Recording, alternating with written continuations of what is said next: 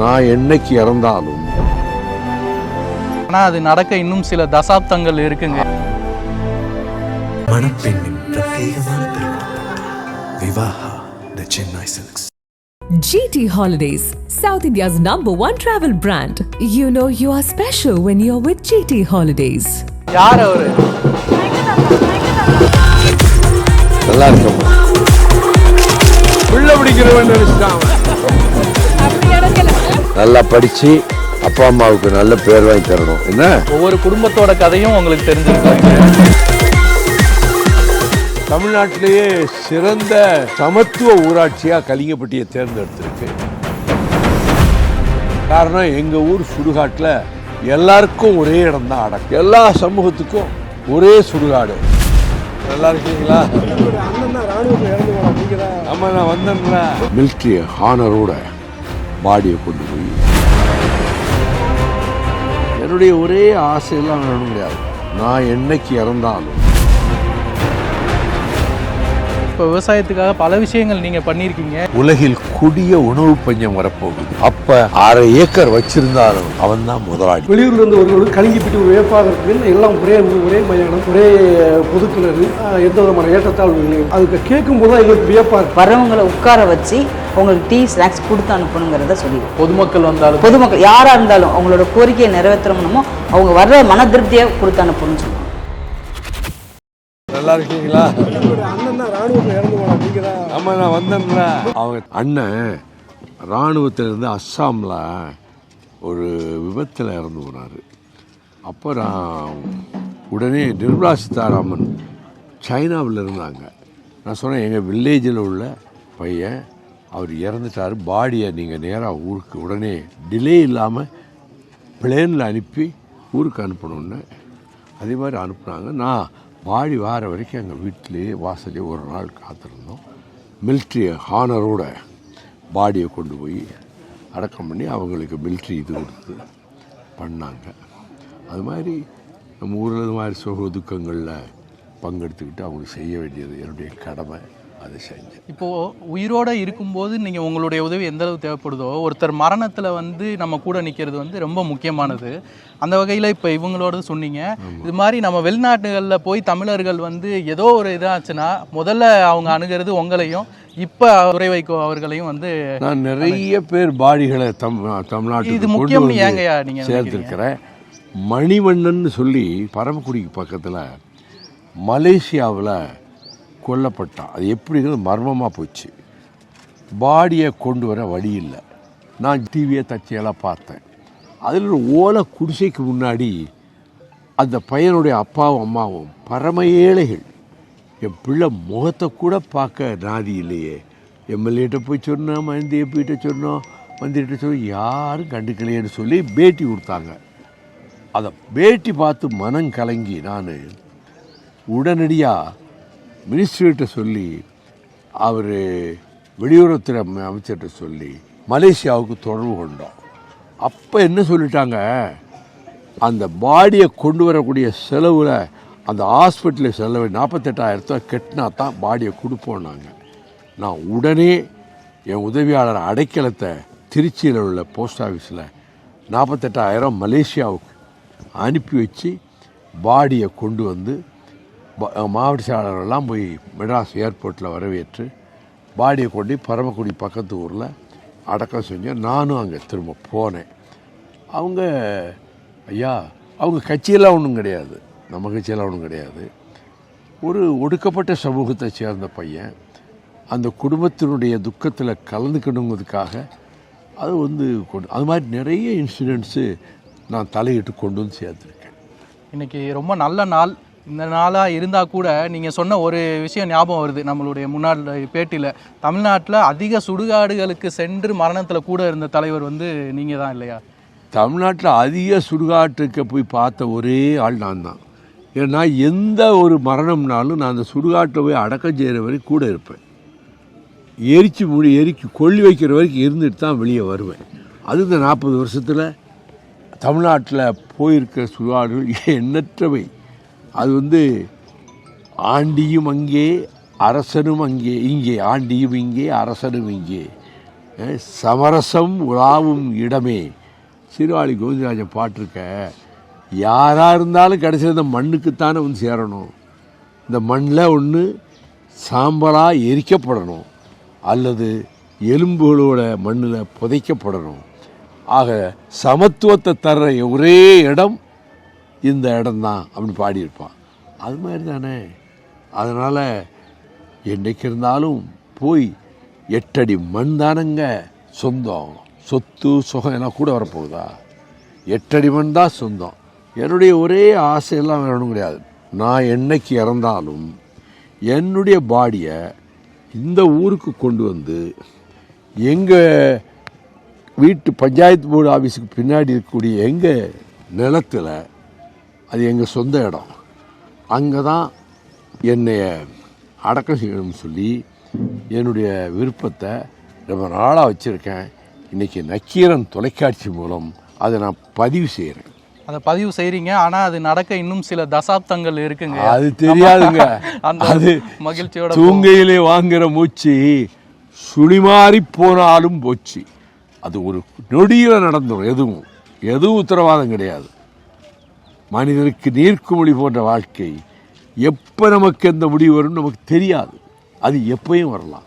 ஆனால் இருக்கிற வரைக்கும் சக ஜனங்களுக்கு ஒரு சகோதரனா, ஒரு உதவி செய்கிறவனா, அவங்க கஷ்டங்களில் பங்கெடுத்துக்கிறவனா வாழ்வது தான் மனித வாழ்க்கைன்னு சொல்லி நான் தமிழ்நாடு பூரா உள்ள மக்களுக்காக போராடுறேன். என் கிராமத்தில் இருக்கக்கூடிய மக்கள் நல்லா இருக்கணும், சுபிட்சமாக இருக்கணும், கஷ்டப்படுறாங்க அப்படின்னு என்னால் இயன்ற பல திட்டங்களை இந்த ஊருக்கு ஆரம்ப சுகாதார நிலையத்துக்கு நிலம் கொடுத்தோம், கொண்டு வந்தோம். மாட்டாஸ்பத்திரி கொண்டு வந்தோம், சப்ஸ்டேஷன் கொண்டு வந்தோம், மேல்நிலை பள்ளி கொண்டு வந்தோம். இது எல்லாமே உங்கள் சொந்த நிலத்துல தான் இன்னைக்கு அமைஞ்சிருக்கு இல்லைங்களா? இல்லை, அந்த பிளே கிரவுண்ட் கொடுத்தோம், ஆஸ்பத்திரி, பிரைமரி ஹெல்த் சென்டர் நாங்கள் கொடுத்த நிலத்தில் தான். ஆமாம், கேள்விப்பட்டோம். இது என்னுடைய ஃபண்ட்லேருந்து, எம்பி ஃபண்ட்லேருந்து 30 lakhs கொடுத்துருக்கேன். கவர்மெண்ட் 1 crore கொடுத்துருக்கு. தமிழ்நாட்டிலேயே சிறந்த சமத்துவ ஊராட்சியாக கலிங்கப்பட்டியை தேர்ந்தெடுத்திருக்கு. காரணம், எங்கள் ஊர் சுடுகாட்டில் எல்லாருக்கும் ஒரே இடம் தான் அடக்கம். இப்போ பல கிராமங்களில் பாதையே பிரச்சனையாக இருக்குது. எங்கள் ஊரில் 18 ஜாதி இருக்குது. எல்லா ஜாதிக்கும் ஒரே சுடுகாடு தான். எல்லா சமூகத்துக்கும் ஒரே சுடுகாடு. இது ஆரம்ப காலத்திலேருந்தே இந்த 400 வருஷமாக இருக்குது. பல ஆண்டுகளாக எங்கள் ஊரில் நான் அரசியல் பேசுவதில்லை என்பதை சொன்னேன். இங்கேயும் மற்ற கட்சிகள் இருக்குது.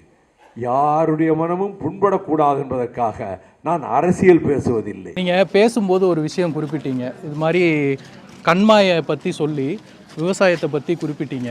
நாங்கள் கேள்விப்பட்டிருக்கோம், நீங்கள் டெல்லியில் இருந்தாலும் சரி, சிறையில் இருந்தாலும் வரவங்கள்ட்ட இந்த கண்மாய் நிறைஞ்சிருச்சா என்னன்றதை அந்த காலகட்டத்தில் கேட்டு தெரிஞ்சுக்கிட்டே இருப்பேன். இப்போ ஆனால் விவசாயத்தை பற்றி, குளத்துக்கு தண்ணி வந்துருச்சா, குளத்துக்கு தண்ணி வந்துச்சான்னு கேட்பேன். இப்போ ஆனால் விவசாயத்தை பற்றி நம்ம ஆப்டிமிஸ்டிக்காக இருக்க முடியாதுங்களா? அப்போ அது வந்து வீட்டுக்காரங்க விவசாயம் பண்ணுற குடும்பமாக இருந்தால் அது தப்பிக்கும். வேலைக்கு ஆள் பிடிச்சி விவசாயம் செய்கிற குடும்பங்கள் விவசாயம் பண்ணுறதில்லை, தரிசாக போட்டுடுறாங்க. காரணம், அந்த உற்பத்தி செலவுக்கு வர்ற விளைபொருளை விற்றாலும் ஈடு கட்டாது, லாபம் இருக்காது, நஷ்டம்தான் இருக்கும். அதை விட சும்மா போட்டுருவோம் நிலத்தை, அப்படி நிலைமையில தான் விவசாயம் இருக்கிறோம். அது சொன்னேன். ஏன்னா இப்போ விவசாயத்துக்காக பல விஷயங்கள் நீங்கள் பண்ணியிருக்கீங்க. இப்போ இந்த மக்காச்சோள செஸ்வரி நீக்கத்துக்கு வந்து துரை வைகோ அவர்கள் வந்து பல முயற்சி எடுத்து இது பண்ணாங்க. ஆனாலும் விவசாயம் இந்த நிலையில் இருக்குன்றதை நம்ம ஒத்துக்கிட்டு இன்னொரு 20 வருஷத்தில் விவசாயிகளுக்கு ஒரு வாழ்வு வரும். உலகம் பூரா கொடுமையான பஞ்சம் வரப்போகுது. அப்போது ஒரு நிலம் பல கோடி ரூபா, 1 ஏக்கர் மதிப்பு பெறும். அதனால நிலங்களை விற்கக்கூடாதுன்னு சொல்லி எல்லா இடங்களையும் சொல்லிகிட்டே வந்தேன். இப்போ கஷ்டப்படலாம், இன்னொரு 10-20 வருஷத்துக்குள்ள உலகில் கொடிய உணவு பஞ்சம் வரப்போகுது. அப்போ 1/2 ஏக்கர் வச்சிருந்தாலும் அவன் தான் முதலாளி. அப்போ விவசாயிகளுக்கான மரியாதை வந்து திரும்ப வரும், எல்லாம் தேடி வரும். விவசாயம் தான் பணம் கொளிக்கின்ற வரவு தேடி கொடுக்குற இடமா இருக்கும். இப்போ இல்லை. இப்போ நீங்கள் இவங்களை அறிமுகப்படுத்தினீங்க, குருவிக்குளம் யூனியன் சேர்மன் அம்மா அவங்கள. இப்போ நீங்கள் முதல்ல வந்து யூனியன் சேர்மன் 70 பஞ்சாயத்து பிரசிடென்ட் ஆகி குருவிக்குளம் யூனியன் சேர்மனா நீங்கள். இப்போ நம்ம இருக்கிற இடம் வைகோ அவர்கள் இன்னைக்கு காலையிலேருந்து நம்ம அவங்களோட பயணிச்சுக்கிட்டு இருக்கோம். வைகோ அவர்கள் முதல் முறையாக தேர்தலில் போட்டியிட்டு பிரசிடெண்ட், அதாவது ஊராட்சி தலைவர் ஆன கலிங்கப்பட்டி ஊராட்சி, அவங்களுடைய சொந்த ஊர் அந்த ஊராட்சி. இந்த ஊராட்சி வந்து பல விஷயங்களுக்கும் உதாரணமாக திகழ்ந்துட்டு இருக்கு. அதில் சமீபமாக பார்த்தீங்கன்னா தமிழ்நாடு அரசுடைய சமூக நல்லிணக்க ஊராட்சி அப்படின்ற விருதையும் அது சார்ந்து தமிழக அரசுடைய 1 கோடி ரூபாய் நிதியையும் பெற்றிருக்கு. கலிங்கப்பட்டி ஊராட்சி ஒன்றிய குழு உறுப்பினர் அருள்குமார் அவர்களும் அந்த ஊராட்சி ஒன்றிய குழுவின் பெருந்தலைவர் விஜயலட்சுமி அவர்களும் நம்மளோட இருக்காங்க. அவங்க வந்து கலிங்கப்பட்டி எந்தெந்த விதத்துலலாம் உதாரணமாக திகழுது அப்படின்றதையும் என்ன பணிகள் எல்லாம் வந்து நடந்துக்கிட்டு இருக்கு அப்படின்றத பற்றியும் சொல்லுவாங்க. முதல்ல அருள்குமார் அவர்கள். வணக்கம். நக்கீரன் இணையதள வாசகர்களுக்கு தலைவர் வைகோ அந்த கலிங்கப்பட்டி ஊருக்கு வந்து ஒரு சிறப்பு நேர்காணல் எடுக்கிற வந்ததுக்கு மிகப்பெரிய நன்றி. இந்த கலிங்கப்பட்டி ஊராட்சி என்பது ஒரு சமத்துவ ஊராட்சி. இங்கு ஜாதி மதம் எந்த விதமான வேறுபாடும் கிடையாது. அதற்கு எடுத்துக்காட்டாக கடந்த 2 மாதங்களுக்கு முன்பு தமிழ்நாட்டில் கிட்டத்தட்ட 13,000 ஊராட்சிகள் இருந்து 10 ஊராட்சியை தேர்ந்தெடுத்தார்கள் இந்த நல்லிணக்க விருதற்காக. அது கலிங்கப்பட்டி ஊராட்சியும் ஒன்று. அது முதல்வர் கையால் கலிங்கப்பட்டி ஊராட்சி மன்ற தலைவர் மணிமொழி சந்திர அவர்கள் 1 கோடி ரூபாய்க்கான பரிசை பெற்றிருக்கிறார்கள். அதுக்கு அவர் சொல்லப்பட்ட அந்த காரணிகள் ஒரு 10 கொடுத்துருந்தாங்க. இதெல்லாம் இருந்தால் தான் அந்த விருதுன்னு சொல்லி கொடுத்துருந்தாங்க. அந்த 10 காரணிகளும் கலிங்கப்பட்டி பஞ்சாயத்துக்கு மிக பொருத்தமாக அமைந்தது. முதலாவதாக சமத்துவ மயானம். இங்கு சமத்துவம் ஒரே ஒரு மயானம் தான் இருக்கின்றது. ஜாதி மத பேதம் இல்லாமல் அனைவரும் ஒரே இடத்துல தான் அடக்கம் செய்யப்படுகிறார்கள், அங்கே தான் எரிக்கப்படுகிறார்கள். மயானத்திற்கு தனித்தனி ஒரே பொது பாதை தான். அது தவிர இங்கே ஏற்றத்தாழ்வுகள் எதுவும் கிடையாது. ஊருக்கு பொதுக்கிணறு இருக்கின்றது, அங்கே எல்லோரும் காரியங்கள் செய்வார்கள். அந்த நீரை எல்லோரும் பயன்படுத்துவார்கள். இவர்கள் தான் பயன்படுத்த வேண்டும், இன்னாதான் பயன்படுத்த வேண்டும், இது கிடையாது. வெளியூர்லேருந்து வருவர்களுக்கு வேப்பா கேட்பார்கள், இல்லை இந்த கிணத்துல இது ஒரே கிணறு. வெளியூர்லேருந்து வருவர்களுக்கு கலிங்கப்பட்டி ஒரு வேப்பாக இருக்கும், என்ன எல்லாம் ஒரே மயானம், ஒரே பொதுக்கிணறு, எந்த விதமான ஏற்றத்தாழ்வு இல்லைன்னு சொல்லிட்டு இங்கே அதுக்கு கேட்கும்போது தான் எங்களுக்கு வியப்பாக இருக்கும். இது நாங்கள் சின்ன குழந்தையிலேருந்தே பழக்கப்பட்டு வளர்ந்ததனால் இந்த கேள்வி எங்களுக்கு வியப்பாக இருக்கும். இந்த விருதுக்கு முன்பாக தலைவருடைய தம்பி தடாவை ரவிச்சந்திரன் 2 முறை பஞ்சாயத்தில் இருக்கும்போது அவர் 2 விருது வாங்கியிருக்கிறார். சமத்துவ மயான விருது 2000 ஆண்டு இதே திமுக அரசாங்க கலைஞர் தலைமையாளர் டிஎம்கே திமுக அரசாங்கம் சமத்துவ மயான விருது கொடுத்து 1 லட்சம் ரூபாய் பரிசை அறிவித்தது. அதற்கு பிறகு 21ஆம் ஆண்டு கலிங்கப்பட்டிக்கு மீண்டும் சமத்துவ மயான விருது கொடுத்து 10 லட்சம் ரூபாய் அறிவித்தது. இந்த முறை கலிங்கப்பட்டி சமூக நல்லிணக்க ஊராட்சியாக 2 முறை கலிங்கப்பட்டி தேர்ந்தெடுக்கப்பட்டது. இந்த முறை கலிங்கப்பட்டி ஊராட்சி 13 கிராமங்கள் 8000 மக்கள் வாசிக்கின்ற முழு ஊராட்சியையும் தேர்ந்தெடுத்து சமூக நல்லிணக்க விருதை கொடுத்திருக்கிறார்கள். அதற்கு காரணம் தலைவர் வைகோ அவர்கள் நடத்துகின்ற விளையாட்டுப் போட்டிகள், பள்ளியில் நடத்துகின்ற விளையாட்டுப் போட்டிகள். இந்த விளையாட்டுப் போட்டிகள் மூலம் சமூக நல்லிணக்கத்தை ஏற்படுத்துகின்றார் தலைவர். இந்த விளையாட்டுப் போட்டியை கைவிடவே மாட்டார்.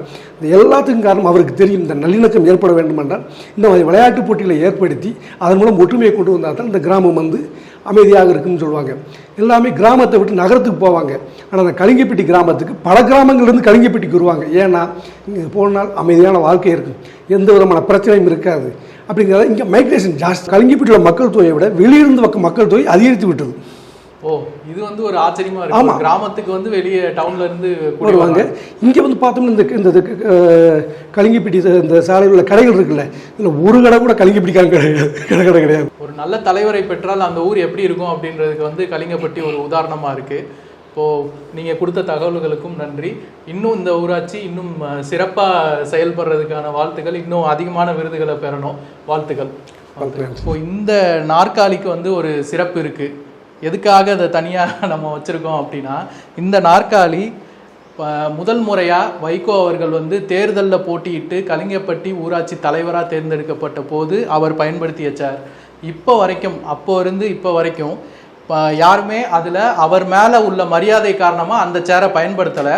கூடுதலாக அந்த சேருக்கு ஒரு மரியாதை கொடுத்து அதை இந்த ஊராட்சியின் அடையாளமாக அதை பாதுகாத்து வச்சுருக்காங்க.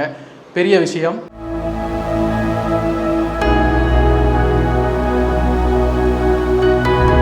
வணக்கம். இப்போ நாம் இருக்கிறது குருவிக்குளம் ஊராட்சி ஒன்றிய அலுவலகம். இதுக்கு என்ன சிறப்பு அப்படின்னா, 1970 வைகோ அவர்கள் தேர்தலில் போட்டியிட்டு கலிங்கப்பட்டி ஊராட்சி குழு தலைவர் ஆகிறாரு. அதன்படியே அப்போது இருந்த முறைப்படி ஊராட்சி ஒன்றிய குழுவுடைய பெருந்தலைவராகவும் தேர்ந்தெடுக்கப்படுகிறார். அப்போ இருந்து இப்போ வரைக்கும் பெரும்பாலும் மதிமுகவை சேர்ந்தவர்கள் தான் இந்த ஊராட்சி ஒன்றிய குழுவின் தலைவர்களாக இருந்திருக்காங்க. வைகோ அவர்கள், துரை வைகோ அவர்களுடைய வழிகாட்டுதல் படி சிறப்பாக செயல்பட்டு இருக்காங்க. இப்போ நாம் சந்திக்கிறது தற்சமயம் குருவிக்குளம் ஊராட்சி ஒன்றிய குழுவின் தலைவராக சிறப்பாக செயல்பட்டு வரும் விஜயலட்சுமி அவர்கள். வணக்கம். அதாவது வைகோ அவர்கள் இருந்த இடத்துல, அதாவது ஒரு 30 ஆண்டுகள் 40 ஆண்டுகள் கழித்து நீங்கள் இருக்கீங்க. இப்போ வரைக்குமே அவருடைய வழிகாட்டுதல் இருக்கா? அவரோட வழிகாட்டுதல் தான் நம்ம செயல்பட்டுட்டு இருக்கோம். அவர் என்ன நினச்சாரோ அதை தான் நம்ம சாதிச்சிட்ருக்கோம். நம்ம ஐயா போய் பார்த்த உடனேயும் உங்களுக்கு ஏதாவது பிரச்சனை இருக்கா, நிர்வாக ரீதியாகவோ அரசியல் ரீதியாக உங்களுக்கு பிரச்சனையாக இருக்கான்னு ஃபஸ்ட்டு கேள்வி கேட்பார். அதுக்கப்புறம் நம்மளுக்கு என்ன தேவைங்கிறத கேட்பார். அந்த தேவையை நிறைவேற்றுறதுக்கு இப்போ கூட நம்மளுக்கு 1 கோடிக்கு நம்மளுக்கு சிறப்பு நிதி வாங்கி கொடுத்துருக்காங்க கலிங்கப்பட்டிக்கு. ஒரு வழிகாட்டுதல் இருக்குமா? இப்போ நீங்கள் ஏற்றிருக்க பொறுப்புக்கு நீங்கள் இப்படிலாம் மக்களை அணுகணும், ஏன்னா அரசு அலுவலகங்களுக்கு பொதுமக்கள் வர தயங்குறதே வந்து அங்கே நம்மளை மரியாதையோடு நடத்துவாங்களா அப்படின்றது தான். அவர் ஒன்றிய குழு தலைவராக இருக்கும்போது அவர் என்ன சொன்னார்னா, நம்ம வர்றவங்களை உபசரிக்கிற மனப்பக்கம் உள்ள தமிழர் பண்பாடு.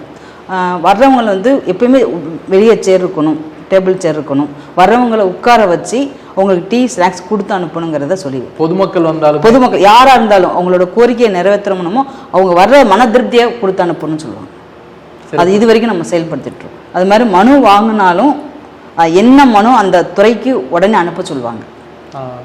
நம்மளால் முடியாட்டி நம்ம ஐயாட்டையும் நம்ம அண்ணன் துரை வைக்கோட்டையும் சொல்லுவாங்க. அதுபடி ஃபாலோ பண்ணிகிட்ருக்கோம். சரிங்க. இப்போது உங்களுடைய ஊராட்சி ஒன்றியத்தில் உள்ள 2 பஞ்சாயத்துகள் வந்து சிறப்பான விருதுகளை வாங்கியிருக்கு. அந்த விருதுகளை பற்றியும் சொல்லுங்கள். அடுத்து அந்த விருதுகளை தொடர்ந்து வேறு என்ன திட்டம்லாம் வச்சுருக்கீங்கன்னு சொல்லுங்கள். இப்போ 2024 வந்து நேஷனல் அவார்டு 3வது இடத்துல நம்ம பிடிச்சிருக்கோம். எப்படின்னா பெண்கள் நேயத்துக்கு வரவனூர் பஞ்சாயத்துக்கு வாங்கியிருக்கோம். பெண்கள் நேயம் எப்படின்னா அங்கே குழு நல்லா செயல்படுது, ஒர்க்கு ரொம்ப எடுக்கிறாங்க. எப்படின்னா தையல், மசாலா அரைக்கிறது எல்லாம் பண்ணுறாங்க. அங்கே பெண்கள் நேயம் அவார்டு நம்ம வாங்கியிருக்கோம். 11/12/2024 நேஷனல் லெவலில் 3வது இடத்துல வாங்கியிருக்கோம். அதை சார்பாக நம்மளும் டெல்லிக்கு போக ஒரு சான்ஸ் கிடச்சது. அதுக்கடுத்து இப்போ வந்து நல்லிணக்க அவார்டு வந்து 2 பஞ்சாயத்துக்கு வாங்கியிருக்கோம். ரீசெண்டாக 2 மாதத்துக்கு முன்னாடி சமூக நல்லிணக்க அவார்டு வந்து நம்ம கலிங்கப்பட்டி பஞ்சாயத்துக்கும் ஆலங்குளம் பஞ்சாயத்துக்கும் வாங்கியிருக்கோம். இப்போ அடுத்த திட்டம் அதுக்கு அடுத்த திட்டம் வந்து அதான் நேஷனல் அவார்டுக்கு அடுத்து வரப்போகுது. ஒரு 5 பஞ்சாயத்தாவது கொண்டு போனால் நம்மளோட ஒன்றியம், நம்ம ஒன்றியத்துக்கும் சேர்ந்து ஒரு அவார்டு கிடைக்கும். 3 அவார்டுக்கு மேலே போனாலும் நம்ம யூனியனுக்கு கிடைக்கும். அதை முயற்சி பண்ணிகிட்ருக்கோம். நம்ம வந்து கவுன்சிலர் தான் நின்னோம், ஆனால் சேர்மன் கொடுப்பாங்க நாங்கள் எதிர்பார்க்கல. அண்ணன் வந்து ஒரு நம்ம நல்லா செயல்படுவோம்னு சொல்லிங்கிறத கொடுத்துருக்காங்க. நல்லா செயல்பட்டுருக்கோம் அண்ணனோட தயவில், துரையனோட தயவில். அது எதுவும் ஃபீட்பேக் வந்ததா? நல்லா செய்கிறீங்க அப்படின்ட்டு பாராட்டினாங்களா? அண்ணனோடது வந்து பேர் வாங்கன்னா கொஞ்சம் கஷ்டம்தான். ஆனால் அந்தளவுக்கு நம்ம இன்னும் முயற்சி பண்ணணும். எப்படின்னா நான் நல்லா செயல்படுங்கிறது நம் இன்னொரு திருப்தி ஆகலை. இப்போ உள்ளாட்சி அமைப்புகளில் ஒரு விமர்சனம் பொதுவாக தமிழ்நாடு முழுக்கவும் சரி இந்தியா முழுக்கவுமே என்ன வைக்கப்படும் அப்படின்னா, பெண்கள் ஜெயிச்சா அவங்க தனியாக செயல்பட மாட்டாங்க, அவங்களுடைய கணவர்கள் கட்டுப்பாட்டில் இருப்பாங்க. இல்லைன்னு சொல்ல முடியாது, ஒரு சில இடத்துல இருக்கும். அதை நம்ம பெண்கள் தான் பெண் பிரதிநிதியை தான் அதை செயல்படுத்த முயற்சி பண்ணணும். உதாரணத்துக்கு என்ன எடுத்துக்கோங்க, நான் வந்ததுலேருந்து அண்ணன் சொன்ன மாதிரி இங்கே பெண் ஆளுமை வந்து கிடையாது. இதுக்கு முன்னாடி இப்போ நம்ம வந்ததுலேருந்து பெண் ஆளுமை தாங்க இருக்குது. இந்த சேர்லையோ யாரையோ நம்ம வேறு எதுலேயுமே நம்ம என்னோட கணவரை யாருமே நம்ம உட்கார வைக்கல, அந்த இதுக்கும் இழுத்துட்டு வரல. அவர் அரசியல்னா அரசியலோட சரி. சரிங்கம்மா, நன்றி. நீங்கள் சொன்ன விஷயங்கள்லாம் வந்து ஒரு ஆக்கப்பூர்வமாக ஒரு உள்ளாட்சி அமைப்பு என்னெல்லாம் செய்ய முடியும் அப்படின்றத வந்து எங்களுக்கு உணர்த்தியது. உங்களோட எதிர்கால திட்டங்களுக்கும் வாழ்த்துக்கள். இன்னும் பல விருதுகளை பெற்று சிறப்பாக நீங்கள் செயல்பட வாழ்த்துக்கள். நன்றி. நன்றி. இத்தனை தெருக்கள், இவ்வளோ வெயில் இருந்தும் உங்கள் வயசு வந்து எல்லாருக்கும் தெரியும்.